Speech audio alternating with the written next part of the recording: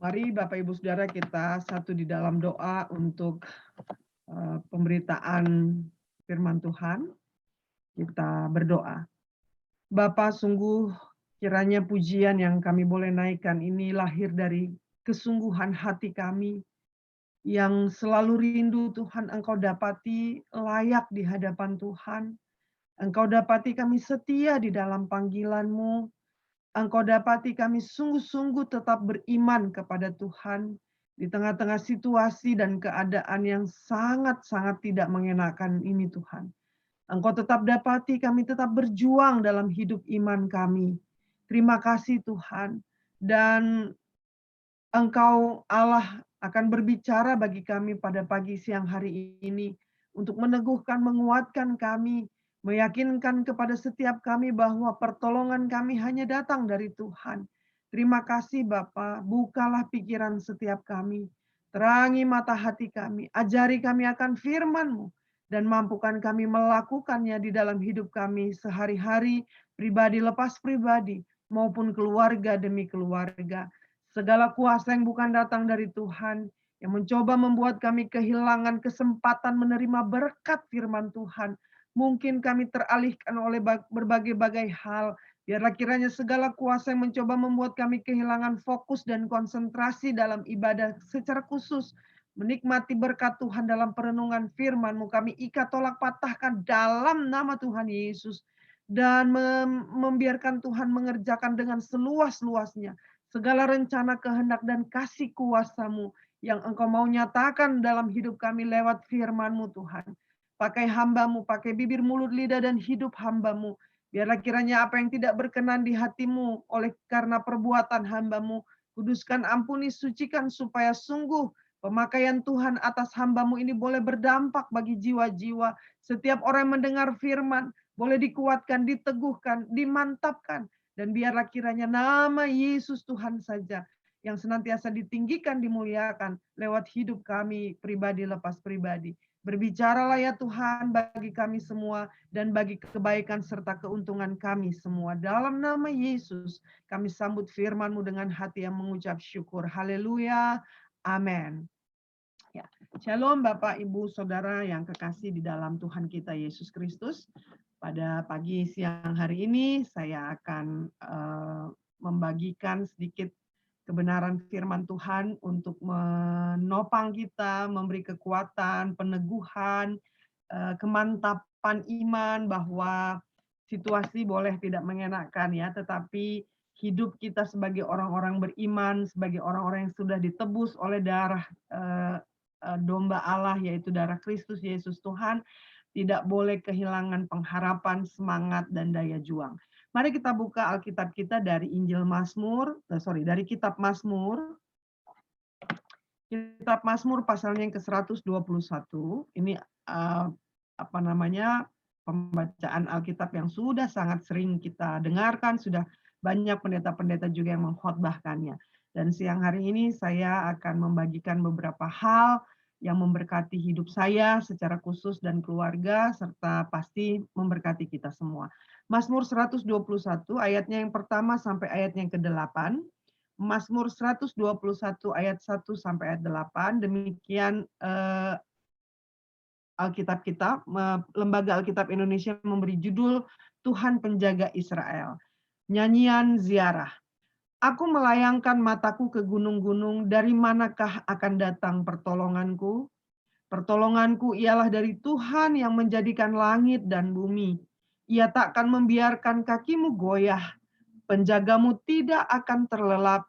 Sesungguhnya tidak terlelap dan tidak tertidur penjaga Israel. Tuhanlah penjagamu, Tuhanlah naunganmu di sebelah tangan kananmu. Matahari tidak menyakiti engkau pada waktu siang, atau bulan pada waktu malam. Tuhan akan menjaga engkau terhadap segala kecelakaan. Ia akan menjaga nyawamu. Tuhan akan menjaga keluar masukmu dari sekarang sampai selama-lamanya. Amin. Sedemikian jauh pembacaan firman Tuhan bagi kita hari ini. Yang berbahagia adalah kita yang membaca, merenungkan, serta melakukannya di dalam hidup kita sehari-hari. Bapak, Ibu, Saudara yang kekasih, sedikit informasi yang ingin saya share. Ziarah bagi masyarakat Yahudi atau dalam konteks, Alkitab yang dicatat adalah perjalanan orang-orang menuju ke bait suci. Dan, saya kurang jelas bagaimana kemudian bisa ziarah yang dalam konteks masa kini dikaitkan dengan pergi ke, kuburan ya, berziarah ke kuburan, menabur bunga dan lain sebagainya. Tetapi di dalam, firman Tuhan sebenarnya kata ziarah ini dipakai untuk, datang ke rumah Tuhan, ke bait suci di Yerusalem. Ya, jadi semua orang-orang yang percaya kepada Yahweh, Elohim, Adonai, atau yang kita kenal dengan Allah Kristus Yesus Tuhan, itu mereka datang ke bait suci dan, itu merupakan ziarah ya, bagi orang-orang yang, beriman kepada satu Tuhan, oneness of God, yaitu Elohim atau yang lebih, familiar kita kenal dengan kata Allah ya, yang kemudian menjadi manusia dengan nama Kristus Yesus Tuhan. Nah, Bapak Ibu Saudara, di dalam perjalanan orang dari tempat mereka masing-masing, ada yang tinggal di seputaran Yerusalem, ada yang wilayahnya cukup jauh ya seperti di Yeriko, lalu kemudian di tempat-tempat di mana menuju ke Yerusalem atau ke center of bait suci yaitu di Yerusalem itu membutuhkan perjalanan, ada yang sampai bermalam ya Bapak Ibu sudah bermalam, lalu kemudian ada juga yang mungkin 1 malam, ada yang harus 2 malam, tetapi itulah semangat dan kecintaan orang-orang Yahudi di zaman itu untuk senantiasa datang ke rumah Tuhan atau berziarah ke rumah Tuhan. Mereka datang untuk beribadah kepada Tuhan. Dan yang saya dapat informasi waktu saya berangkat ke Israel beberapa tahun yang lalu untuk membawa rombongan, ternyata zaman dulu, ketika Alkitab ini ditulis masih dalam bentuk, kayu, lalu kemudian, kertas-kertas yang dari daun dan segala macam, orang Israel itu kalau mau berziarah ke Yerusalem atau ke rumah Tuhan, mereka dalam posisi berlutut. Ya Bapak Ibu Saudara. Jadi mau masuk ke pintu gerbang itu mereka merendahkan diri, bahkan ada yang sampai tiarap, jadi berjalan dengan tiarap, ada juga yang berjalan dengan lutut. Begitu mereka respect ya, begitu mereka menghargai hadirat Tuhan, begitu mereka mencintai rumah Tuhan, begitu mereka menghormati akan kehadiran Allah di dalam rumah bait suci itu ya. Jadi ziarah dalam konteks ini adalah nyanyian yang dinyanyikan oleh masyarakat Yahudi pada saat itu ketika mereka berjalan menuju ke rumah Tuhan atau ke Yerusalem.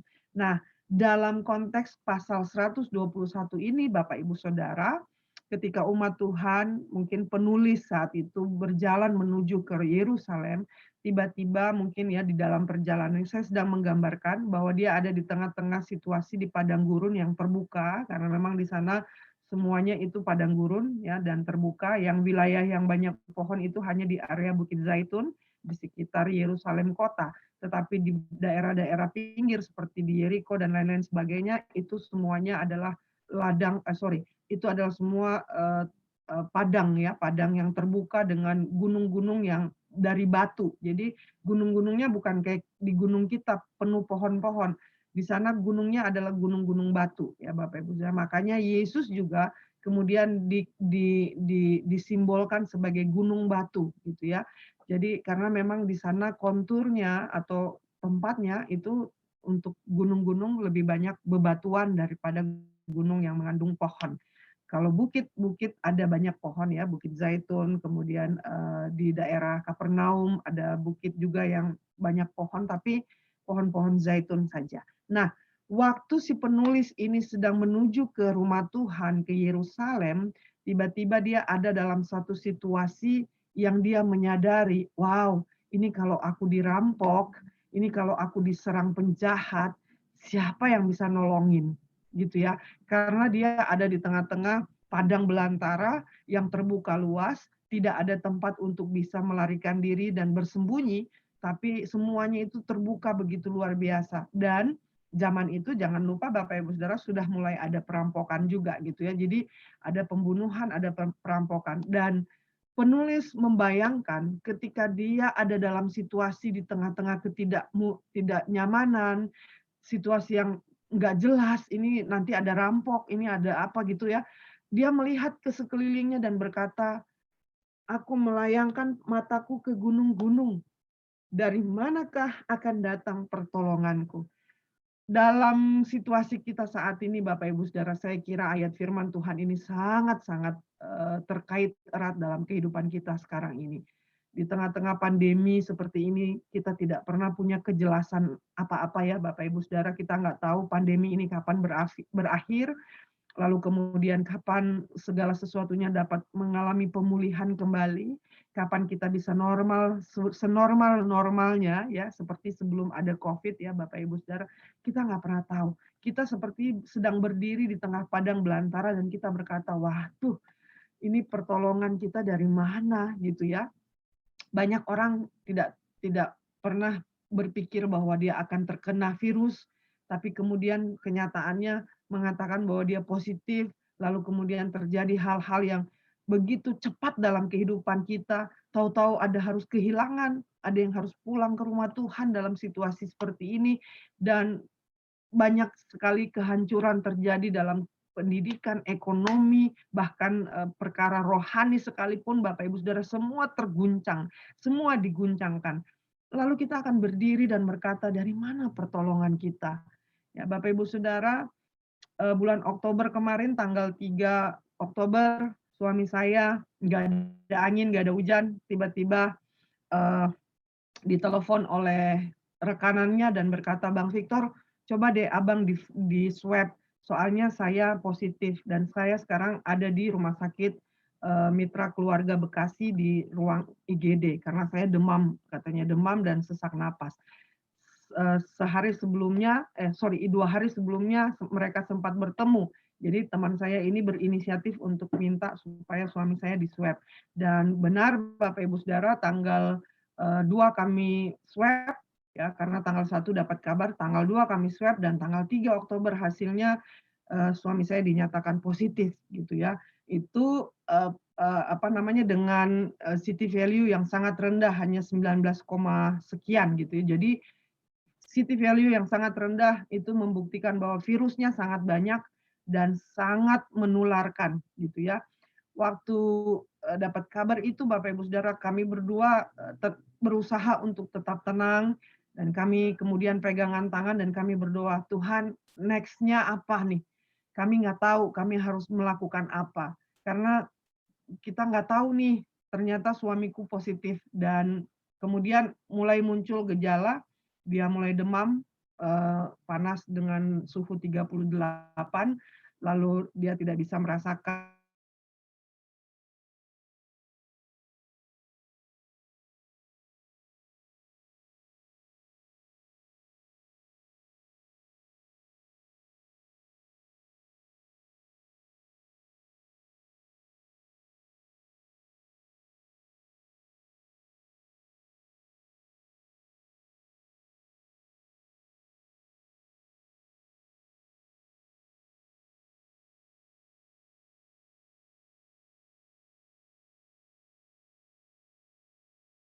lansia umur 75, dua-duanya, itu saya kemudian mulai berpikir, "Tuhan, ini gimana ya?" Dan memang benar bahwa ketika kita ada dalam situasi tegang, ada dalam situasi cemas, ada dalam situasi penuh tekanan, yang paling pertama yang Bapak, Ibu, Saudara harus lakukan adalah datang kepada Tuhan, gitu ya. Karena, kita akan mengambil keputusan, ya Bapak, Ibu, Saudara, kita akan mengambil keputusan yang tepat jika kita memang benar-benar, berhikmat ya, punya hikmat Tuhan, lalu kita bisa, "Oke, pertemukan dengan dokter yang tepat Tuhan. Kami harus ke dokter siapa ini, dokter apa, karena kami nggak punya pengalaman sama sekali." Dan akhirnya, kemudian Tuhan ingatkan kepada saya, ini cara kerja Tuhan menolong kami. Tuhan ingatkan satu teman dokter kami yang di Siloam Bogor, dokter spesialis saraf gitu ya. Lalu saya coba WA dia, "Dokter, ini suami saya positif COVID.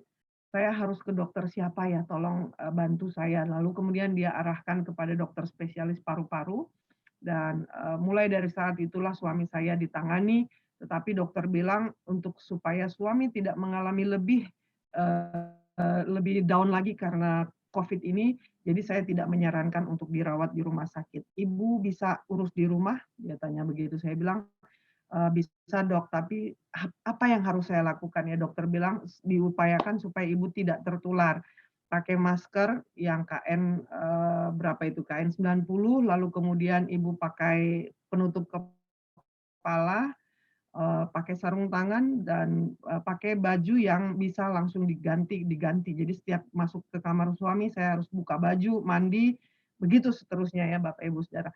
Dan itu tidak mengenakan. Kenapa? Karena suami saya baru dinyatakan negatif tanggal, 12, tanggal 11 Desember. Jadi dari tanggal 3 Oktober, November, baru Desember dinyatakan negatif. Itu setiap hari Bapak Ibu Saudara saya harus bergumul.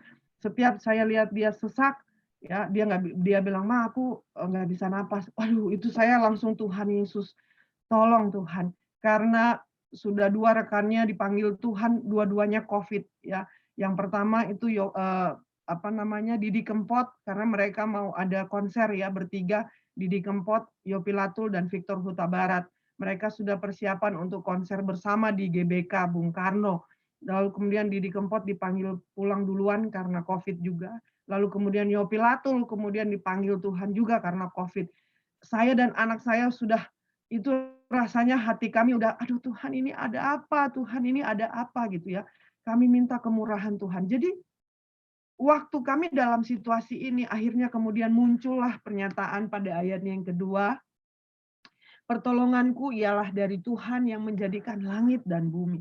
Lalu saya bilang sama diri saya bilang sama jiwa saya, "Kamu tenang, tenang jiwa, tenang jiwaku. Pertolongan kita datang dari Tuhan." Jadi begitu, ketemu dengan dokter paru, akhirnya kemudian suami saya di CT Thorax, difoto, dan kemudian dokternya bilang, "Pak, ini paru-paru Bapak kiri kanan mengalami, gangguan karena serangan virus ini. Jadi, nanti Bapak akan mengalami batuk yang cukup lama," katanya gitu ya. Dan memang sampai sekarang nih suami saya masih sering batuk gitu ya, tapi sudah negatif, tidak ada lagi virusnya. Tapi efek daripada, virus ini suami saya batuk-batuk sampai sekarang ini, gitu ya. Jadi bayangkan sudah sampai bulan Februari ini ya, Bapak Ibu Saudara, dan dokter bilang itu akan membutuhkan waktu yang cukup panjang untuk bisa benar-benar pulih, karena, harus dibantu juga dengan, lifestyle ya, vitamin, kemudian makanan-makanan sehat dan tidur yang cukup 8 jam. Jadi suami saya waktu kena COVID itu Bapak Ibu Saudara wajib tidur 8 jam. Jadi jam 9 malam dia sudah harus tidur, lalu kemudian dia bangun 8 jam ya, minimal 7 jam, tapi dia harusnya 8 jam gitu. Jadi itulah yang kami harus, atur setiap hari Bapak Ibu Saudara. Ketika Tuhan ingatkan aku firman Tuhan ini, "Pertolonganku ialah dari Tuhan yang menjadikan langit dan bumi," dan kemudian dikatakan ayat yang ketiga, "Ia takkan membiarkan kakimu goyah." Saya lagi belajar, Tuhan, apa yang Engkau maksud dengan kata goyah? Oh, ternyata goyah itu tidak hanya kaki goyah, itu adalah penggambaran tentang bagaimana orang begitu rapuh ketika ada dalam tekanan, begitu rapuh, begitu gampang terjatuh, begitu gampang hancur ketika ada di dalam situasi yang tidak mengenakan. Dan firman Tuhan berkata, "Dia tidak akan membiarkan aku mengalami kerapuhan itu," gitu ya.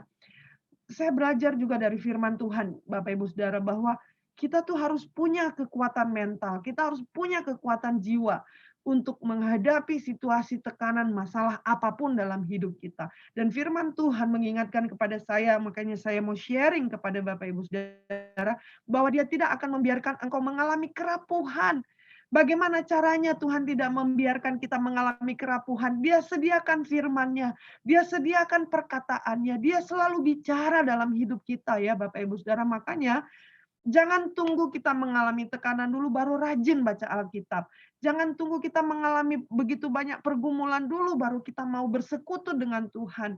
Mari kita latih sekarang hidup kita Bapak Ibu Saudara untuk senantiasa bergantung sepenuhnya kepada perkataan firman. Karena itu yang membuat kita kokoh, tak tergoyahkan oleh persoalan pergumulan apapun. Gitu ya. Dan kemudian dikatakan bahwa firman-Nya berkata, "Ia takkan membiarkan kakimu goyah, penjagamu tidak akan terlelap." Ini juga saya kemudian, waktu urus suami saya setelah saya kasih makan ya Bapak Ibu Saudara, saya bilang sama suami saya, "Dad, bahkan ketika kita tidur, Tuhan tidak tidur. Waktu kamu tidur, Dia melihat kamu. Ketika kamu berseru dan kamu bilang, Tuhan aku sesak, Tuhan aku nggak bisa nafas," gitu ya. Tuhan nggak tidur. Dia memperhatikan kamu, Dia menjaga engkau. Begitu luar biasanya Tuhan dalam hidup kita Bapak Ibu Saudara. Bahkan kadang kita tidur, kita lupa loh. Kita lupa menyerahkan hidup kita kepada Tuhan. Kita main tidur aja Bapak Ibu Saudara. Kita nggak mau serahkan hidup kita ke dalam tangan Tuhan. Karena Dia adalah Allah yang tidak pernah tertidur menjaga saudara dan saya. Bapak, Ibu, Saudara, ini sesuatu yang luar biasa sebenarnya untuk kalau kita memahami dengan rendah hati akan firman Tuhan ini, kita akan benar-benar merasa luar biasa Tuhan pada hidup kita. Sementara kita tidak pernah do the best untuk Tuhan, gitu ya. Kadang-kadang kita tidak tertidur saja dalam ibadah, hanya beberapa waktu, itu saja kita bergumulnya luar biasa. Kita kayak merasa, "Aduh, gua ngantuk banget nih, nggak bisa ikut ibadah. Kayaknya aku nggak bisa dengar firman kelamaan, gue udah ngantuk." Dengar baik, Tuhan saja tidak pernah tertidur buat saudara dan saya. Kita untuk bisa fokus dalam ibadah saja beberapa waktu, kadang-kadang itu menjadi pergumulan yang luar biasa Bapak Ibu Saudara dalam hidup kita. Dan kadang jangan sampai kita lupa ketika kita mau tidur, kita serahkan hidup kita ke dalam tangan Tuhan ya Bapak Ibu Saudara. Oke, ayat keempat dikatakan, sesungguhnya tidak terlelap dan tidak tertidur penjaga Israel. Ayat kelima, Tuhanlah penjagamu, Tuhanlah naunganmu di sebelah tangan kananmu. Jadi saya selalu mengimani ya bahwa janji firman Tuhan itu ya dan amin atas hidup kita. Jadi ketika saya mengurus suami saya beberapa waktu ini, 3 bulan yang lalu Bapak Ibu Saudara, ketika saya mempersiapkan obat-obatnya dan saya mau kasih tahu Bapak Ibu Saudara, COVID itu tidak hanya merusak kesehatan kita, tapi COVID itu juga sangat membutuhkan biaya yang besar untuk pengobatan, ya. Jadi sebisa mungkin kita menjaga protokol kesehatan supaya jangan tertular. Kayak suami saya itu dia merasa bahwa dia pakai masker, tetapi kemudian dia lalai hanya membuka beberapa menit bicara dengan orang yang ternyata OTG gitu ya. Jadi kemudian akhirnya teman mitra kerja suami saya ini Bapak Ibu Saudara sampai harus masuk ruang ICU gitu ya di Rumah Sakit Mayapada Jakarta Selatan karena dia gagal nafas dan dia harus masuk di ruang ICU. Tapi puji Tuhan dia kemudian boleh sembuh ya, sembuh dari COVID dan dia sudah menyaksikan bagaimana kemurahan Tuhan ketika dia dalam ruang ICU di mana satu persatu Tuhan panggil orang-orang yang ada di dalam ICU itu karena COVID. Dan ada yang masih berusia 40, 45, ya masih muda-muda tapi kemudian mereka gagal nafas dan kemudian dinyatakan meninggal. Jadi dia suka bilang sama suami saya, "Bang, kita adalah orang-orang yang beruntung ya, maksudnya kita masih diberikan Tuhan waktu dan kesempatan untuk bisa menyaksikan bahwa ini situasinya bukan main-main Bapak Ibu Saudara ya." Jadi firman Tuhan berkata bahwa Tuhanlah penjagamu, ya, Tuhanlah naunganmu di sebelah tangan kananmu. Bahwa saya selalu mengimani ada Tuhan yang menyertai kehidupan saudara dan saya. Tetapi kita jangan petantang-petenteng dengan virus ini. Jangan sok-sok jago, gue minum vitamin kok, aku makan kok, aku jemur-jemur. Apalagi sekarang Bapak Ibu Saudara matahari sedang sulit untuk kita dapatkan karena hujan yang terus-menerus. Ya, di tempat saya, apalagi di Bogor, di Sentul, kami susah sekali dapat matahari belakangan ini. Sudah hampir sebulan ini Bapak Ibu Saudara. Matahari itu hanya jam 8 sampai jam 9, habis itu gelap dan hujan ya Bapak Ibu Saudara. Nah, walaupun kita tahu bahwa Tuhan menjaga kita, tetapi kita juga tetap harus berhikmat dalam hidup ini untuk tidak berani-berani main-main dengan yang namanya penularan COVID ini. Ya Bapak Ibu Saudara, kami yang sudah ngerasain suami saya bulak-balik rumah sakit. Suami saya baru dinyatakan negatif setelah 8 kali swab. Ya. Swab ke-8 lah baru dinyatakan negatif. Bayangkan, 1 kali swab saat itu Bapak Ibu Saudara biayanya masih 1 jutaan. gitu ya. Kemudian turun 900, bayangkan saja belum obat-obatnya, belum vitaminnya. Luar biasa ya Bapak Ibu Saudara. Tapi saya tahu bahwa ini Tuhan izinkan supaya kami juga dapat menyaksikan bahwa COVID itu memang benar ada dan COVID itu luar biasa penularannya. Kita harus benar-benar menjaga kesehatan kita. Lalu firman Tuhan berkata sedikit lagi ayat 6, ayat 6. Matahari tidak menyakiti engkau pada waktu siang atau bulan pada waktu malam. Lalu kemudian dikatakan ayat ke-7, Tuhan akan menjaga engkau terhadap segala kecelakaan. Ia akan menjaga nyawamu. Jadi saya juga bilang sama suami saya waktu kena COVID, ya Bapak Ibu Saudara, Dad, kita nggak usah khawatir. Bahkan firman Tuhan berkata dia menjaga nyawa kita. Gitu ya. Jadi saya mengerti ada kekhawatiran dalam hatinya, dalam pikirannya, apalagi ketika dokter nyatakan bahwa paru-parunya rusak karena COVID, lalu dia berpikir, aduh mah, paru-paru aku itu adalah kantorku. Kalau aku nggak bisa sehat paru-paruku, aku mau nyanyi gimana? Aku mau kerja gimana? Kita mau makan gimana, mau bayar kuliah anak gimana. Pokoknya semua kebutuhan dia udah mulai pikirkan. Lalu saya bilang begini, dan kalau Tuhan izinkan kamu ngalamin ini, lalu kamu sembuh, maka pasti kamu akan dipercayakan Tuhan lagi pekerjaan-pekerjaan gitu ya. Jadi selama engkau masih sembuh, jangan pernah, selama kamu sembuh, selama kamu masih hidup, jangan pernah khawatir tentang apapun. Tuhan pasti akan pelihara. Gak usah perkara-perkara makan, minum, dan lain sebagainya. Nyawa aja Tuhan jaga. Apalagi tentang kehidupan kita hari lepas hari. Makan, minum, sudah pasti Tuhan beri. Yang ada sebenarnya kita pengennya ini, pengennya itu gitu ya. Pengen makan ini, pengen makan itu. Padahal sebenarnya sehari-hari Tuhan pasti cukupkan kalau cuma perkara makan dan minum gitu ya. Jadi saya selalu menguatkan dia, mengingatkan dia bahwa come on, jangan sedih. Karena ketika kamu sedih, kamu stres, kamu mikirin ini, mikirin itu, takut ini, takut itu, imun kamu turun. Padahal COVID hanya bisa dilawan dengan imun gitu ya. Jadi ini luar biasa ya Bapak Ibu Saudara. Lalu ayatnya yang terakhir firman Tuhan berkata, Tuhan akan menjaga keluar masukmu dari sekarang sampai selama-lamanya. Dan ini sebenarnya yang memang mesti kita benar-benar headline dalam hidup kita. Ketika kita keluar dari pintu Bapak Ibu Saudara, di luar rumah itu banyak sekali ancaman. Ya, di luar rumah banyak sekali perkara-perkara yang bisa saja datang menimpa hidup kita. Seperti peziarah yang mau pergi ke Yerusalem ini, ketika dia ada di luar rumahnya, dia tahu bahwa situasinya bisa saja kemudian mengancam nyawanya, gitu ya. Situasi di luar rumahnya bisa saja menjadi bumerang akan menyerang hidupnya. Tetapi kemudian dia tahu bahwa Allah yang dia sembah, yang kami kenal dengan nama Yesus Kristus Tuhan, adalah Allah yang menjaga ketika kami keluar dari rumah dan ketika kami kembali pulang ke rumah. Nyawa kita, hidup kita, kesehatan kita, semuanya ada di dalam penjagaan dan pengawalan Tuhan. Yang penting kita tahu bahwa kita sudah melakukan bagian kita, yaitu tetap taat kepada protokol kesehatan. Jadi Bapak Ibu Saudara, hadapi kehidupan ini, jangan stres ya, karena ini nasihat dokter juga. Saya mau kasih sedikit cerita menutup firman Tuhan.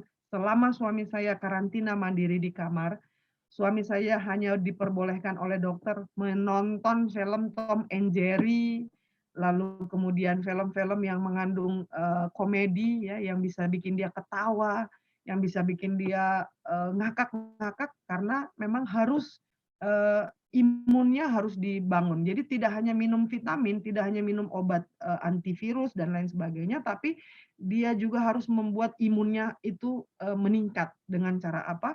Ya dengan cara penuh sukacita itu. Makanya selama 3 bulan dirawat, suami saya tidak boleh baca berita, tidak boleh nonton, apalagi tidak boleh melihat share-share tentang COVID lah, yang meninggal lah, ya apalah. Semua dilarang, sama dokter aksesnya dilarang, dan hanya boleh baca firman, nyanyi, pujian, penyembahan, lalu kemudian dia nonton film-film lucu-lucu, film kungfu lah ya, film apa-apa gitu loh. Jadi saya mau kasih tahu Bapak Ibu Saudara, sekarang iblis sedang merenggut sukacita kita. Iblis sekarang sedang berusaha mencuri damai sejahtera kita. Iblis sekarang sedang berusaha membuat kita kehilangan semangat juang. Tetapi dengarkan firman Tuhan bagi kita pagi siang hari ini. Alkitab sudah ngasih tahu kepada kita. Dia adalah Allah yang akan menjaga, yang akan memberikan naungan, yang akan memberikan pertolongan tepat waktu. Dan tidak ada penolong yang lain. Even dokter Bapak Ibu Saudara, dokter Tuhan yang kasih hikmat, ya perawat-perawat Tuhan yang kasih hikmat. Jadi semuanya itu datangnya dari Tuhan. Tuhan pakai orang-orang, Tuhan pakai rumah sakit, Tuhan pakai tenaga-tenaga medis untuk jadi alat atau menyalurkan kuasa kesembuhan bagi siapapun yang saat ini sedang mengalami sakit. Jadi kita yang sehat Bapak Ibu Saudara tetaplah jaga protokol kesehatan, sayangi keluarga, sayangi diri sendiri, dan bagi yang sakit, yang sudah tertular tetap semangat ya. Tetaplah berjuang di dalam Tuhan. Kita tahu bahwa tidak ada sesuatu yang Tuhan izinkan yang tidak membawa didikan atau tidak membawa pelajaran-pelajaran yang bermakna dalam kehidupan kita. Maju terus di dalam Tuhan. Ingat pertolongan kita hanya datang dari Tuhan yang menjadikan langit dan bumi. Cukup hanya dari Tuhan sajalah pertolongan kita. Dan kita akan mengalami pemulihan demi pemulihan yang akan kita rasakan waktu demi waktu. Semua ada waktunya. Pengkhotbah berkata, tidak ada yang selama-lamanya terjadi. Semua pasti ada waktunya. Dan COVID ini pun pasti ada waktunya. Tetapi bagaimana kita menjaga hidup kita untuk tetap bersukacita di dalam Tuhan, itu adalah tanggung jawab masing-masing kita. Tuhan sudah berikan firman-Nya, Tuhan sudah berikan perkataannya, kita tinggal menghidupinya dalam kehidupan kita sehari-hari. Tuhan Yesus menolong, Tuhan Yesus memampukan kita untuk tetap hidup di dalam kasih dan anugerah-Nya. Kita aminkan firman Tuhan dan kita berdoa. Bapa terima kasih buat firman-Mu, kami bersyukur Tuhan bahwa kebenaran firman Tuhan ini begitu luar biasa dalam hidup kami, di mana situasi kami saat ini Tuhan begitu banyak tekanan, begitu banyak persoalan dan pergumulan. Kami barangkali tidak hanya mengalami sakit Tuhan, tetapi kami juga mengalami guncangan dalam pekerjaan, dalam ekonomi, di dalam pendidikan anak-anak kami Tuhan, dan juga di dalam bidang kerohanian seperti saat ini kami terbatas hanya bisa beribadah lewat online. Barangkali sudah ada gereja-gereja yang offline, tetapi kami yang masih melaksanakan ibadah online ini Tuhan, kami begitu rindu untuk bisa saling bertegur sapa, bisa saling berpelukan, berjabat tangan seperti sebelum ada COVID ini Tuhan. Tetapi ketika Tuhan izinkan ini terjadi, kami tetap mau menjalaninya di dalam hati yang terus bersyukur kepada Tuhan, hati yang tetap penuh dengan sukacita, karena kami tahu Tuhan keadaan ini membuat semua orang menjadi sensitif, keadaan ini membuat orang begitu mudah marah, keadaan ini membuat orang begitu mudah kecewa, keadaan ini membuat orang begitu mudah meluapkan emosi mereka Tuhan. Kami bermohon, biarlah kiranya kami tidak mau juga kalah di dalam siasat si jahat. Karena kami tahu Tuhan bahwa iblis juga menunggangi segala sesuatu. Ketika situasi tidak enak, iblis juga mau masuk di dalamnya untuk membuat kami lebih hancur lagi Tuhan. Tapi firman-Mu mengingatkan kepada kami hari ini, kami harus bangkit dan kami harus bersukacita di dalam Tuhan. Sebab itulah yang membuat iblis keok. Iblis akan kemudian meninggalkan kami dan berkata, orang ini benar-benar hidupnya hanya bagi Tuhan. Hidupnya hanya dari Tuhan dan untuk Tuhan. Terima kasih Bapak. Hamba sudah selesai menatalayankan firman-Mu. Biarlah kesaksian hamba-Mu, biarlah kiranya perkataan firman Tuhan ini sungguh termeterai di dalam hati dan kehidupan setiap kami. Membuat kami kuat di dalam Tuhan. Dan biarlah kiranya hidup kami hari ini, besok, dan seterusnya sampai Maranatha adalah hidup yang terus berkenan di hati-Mu dan jadi berkat bagi banyak orang. Segala pujian, hormat, syukur hamba kembalikan kepada Yesus Kristus Tuhan yang hamba layani sekarang ini sampai selama-lamanya. Kami bersyukur untuk firman-Mu. Haleluya. Sama-sama kita katakan amin.